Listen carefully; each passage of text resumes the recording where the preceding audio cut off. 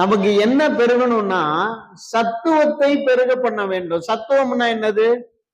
இங்க பாருங்க, எல்லாம் என்ன பாருங்களேன், ஒரு வேளையை தான் எனக்கு சாப்பாடு கிடைக்குது, ஒரு நாளைக்கு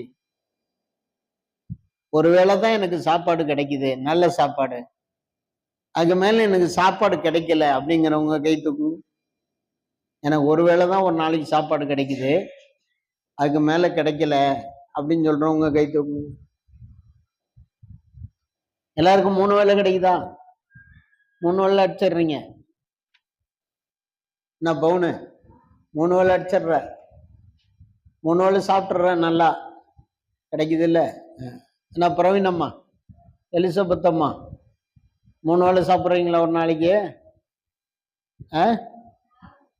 சாப்பிட்றேன், அது சாப்பிட்றாங்க, பரவாயில்ல. நம்ம ஆளுங்கள்லாம் 3 வேளை சாப்பிட்றவங்க தான். அல்லேலூயா, அல்லேலூயா.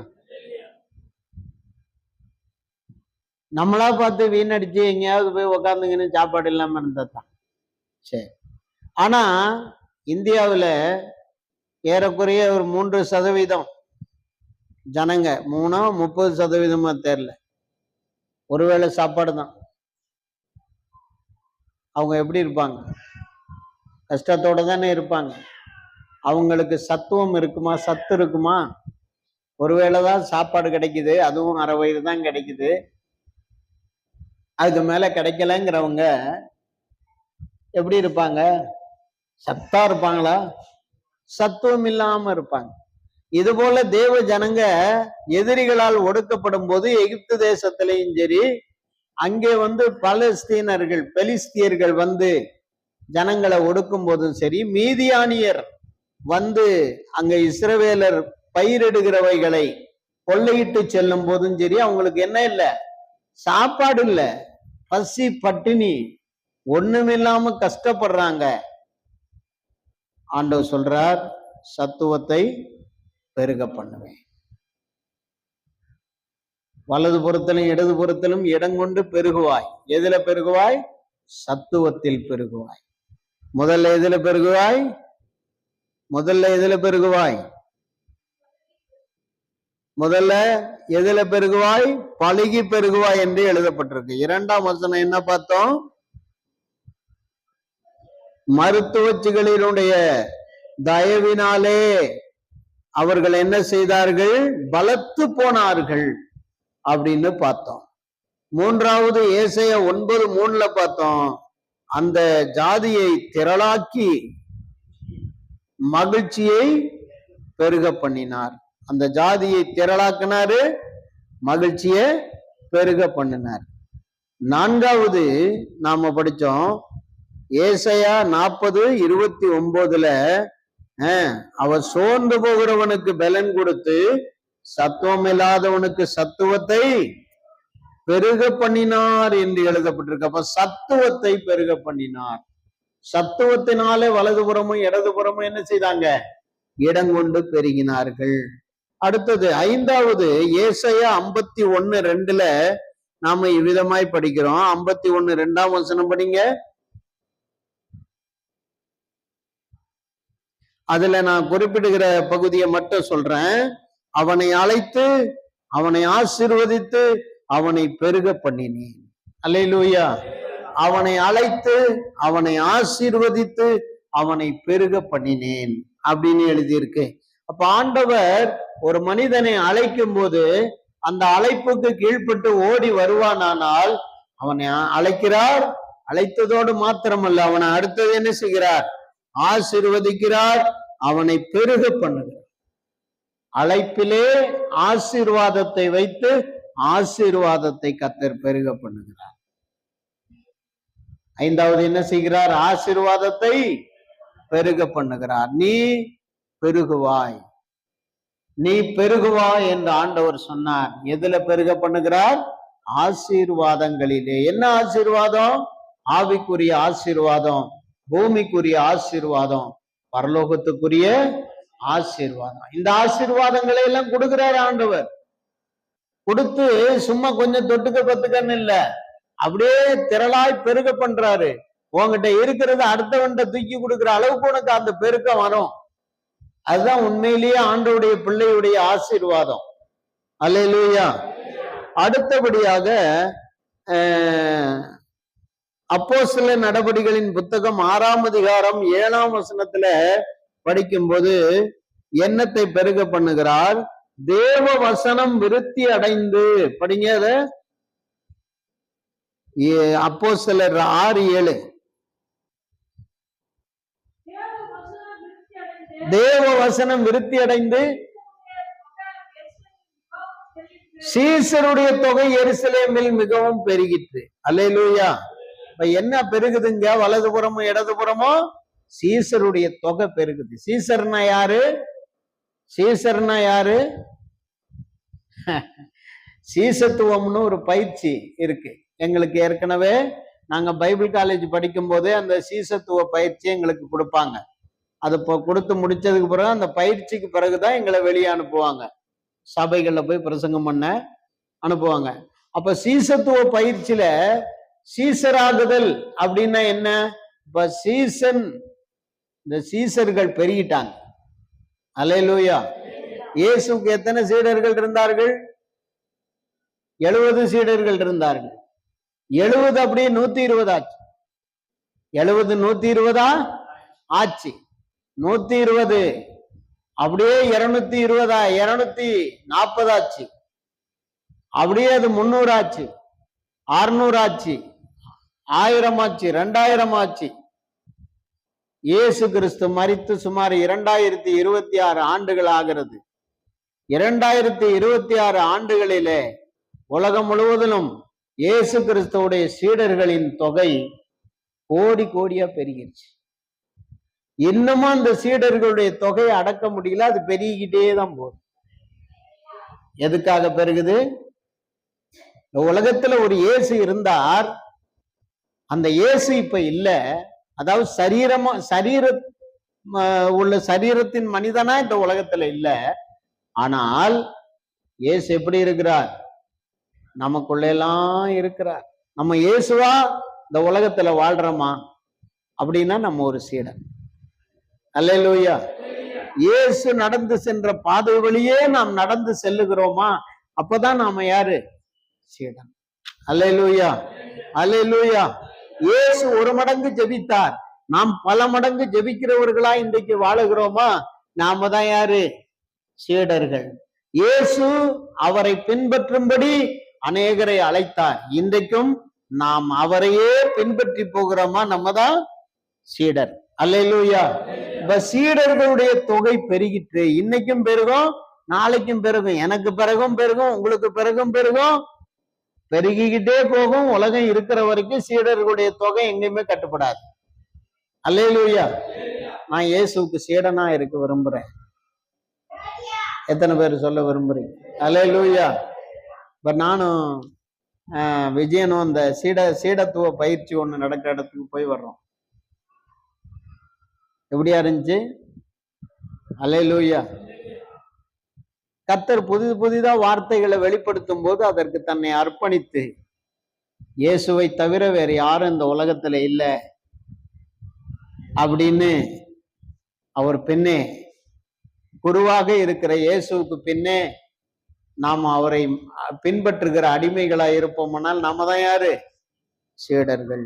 அப்ப சீடர்களின் தொகையை கர்த்தர் பெருக பண்ணுகிறார். யாருக்காக?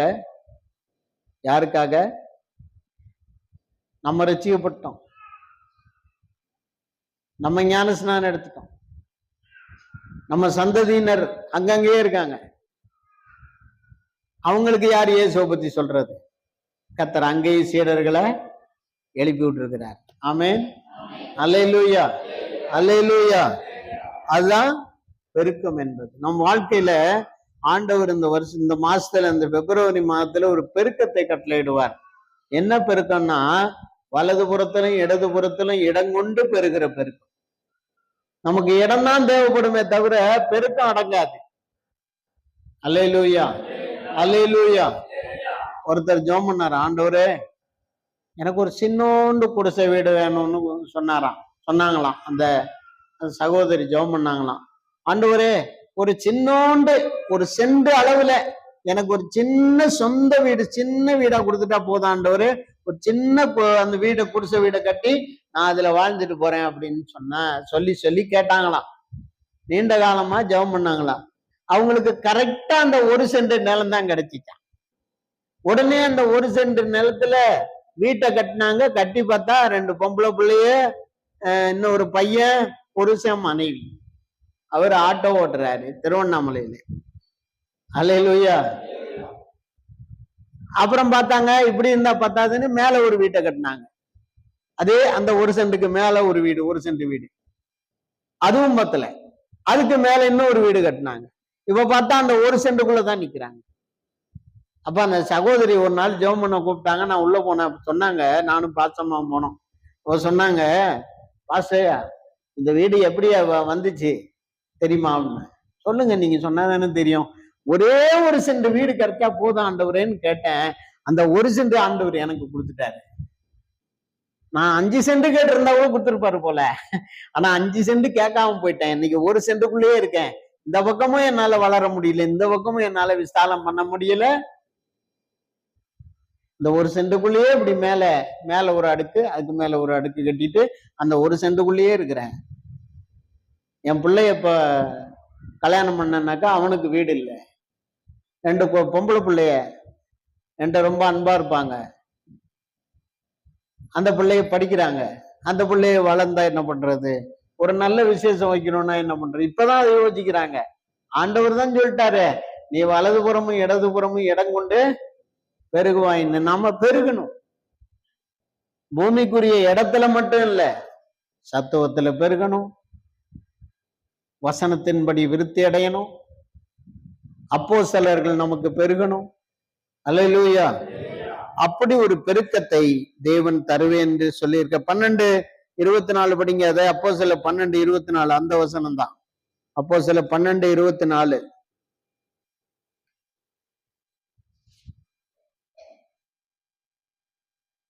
சீக்கிரம்.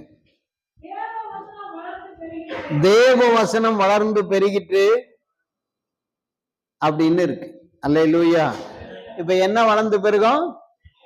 இப்ப தேவ வசனம் உங்களுக்குள்ள நிறைந்து இருந்தா நீங்க என்ன பண்ணுவீங்க? வளர்ந்து பெருகுவீங்க, வளருவீங்க, பெருகுவீங்க. தேவ வசனம் உங்களுக்குள்ள நிலைத்திராவிட்டால் நீங்க வளரவும் மாட்டீங்க, பெருகவும் மாட்டீங்க. தேவ வசனம் மட்டும்தான் என்ன செய்யும்? வளர்ந்து பெருகும். அப்ப எந்த தேவ வசனம் யாருக்குள் வருகிறதோ, கவனிங்க, யாருக்குள் வருகிறதோ அவன் என்ன செய்வான்? வளர்ந்து வளர்ந்து பெருகுவான். அல்லேலூயா, அல்லேலூயா. ஒரு இயற்கை விவசாயி அவர் அடிக்கடி என்ன பண்ணுவான்? ஒரு குறிப்பிட்ட இடத்துல மீட்டிங் போடுவான்.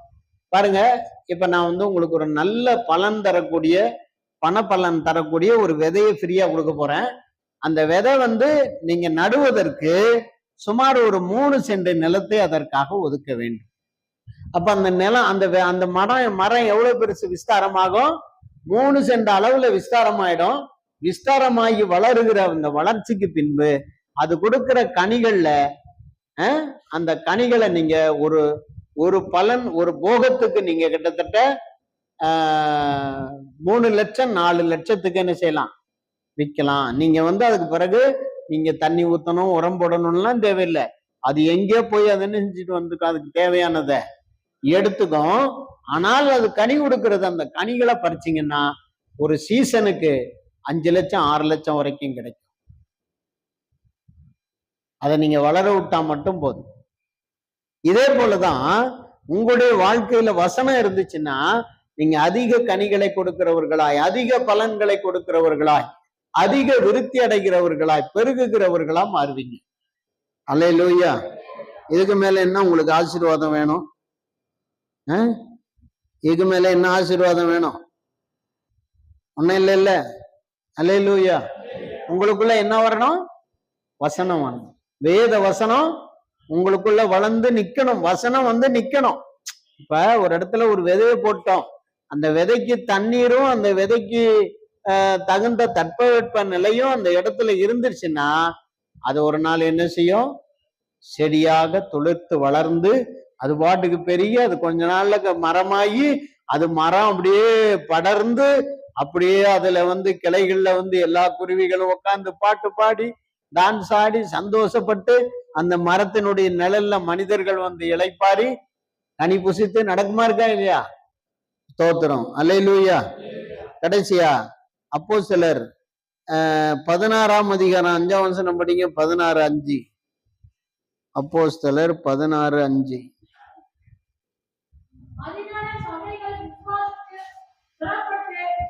சபைகள் விசுவாசத்தில் ஸ்திரப்பட்டு நாளுக்கு நாள் பெருகின. இப்ப என்ன பெருகணும்னா, நீங்க என்ன இடம் கொண்டு பெருகணும்னா விசுவாசம் பெருகணும்.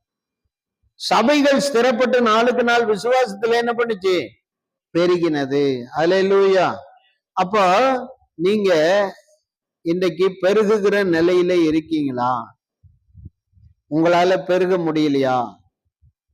நல்ல யோசனை பண்ணுங்க. உங்ககிட்ட என்ன இல்லை?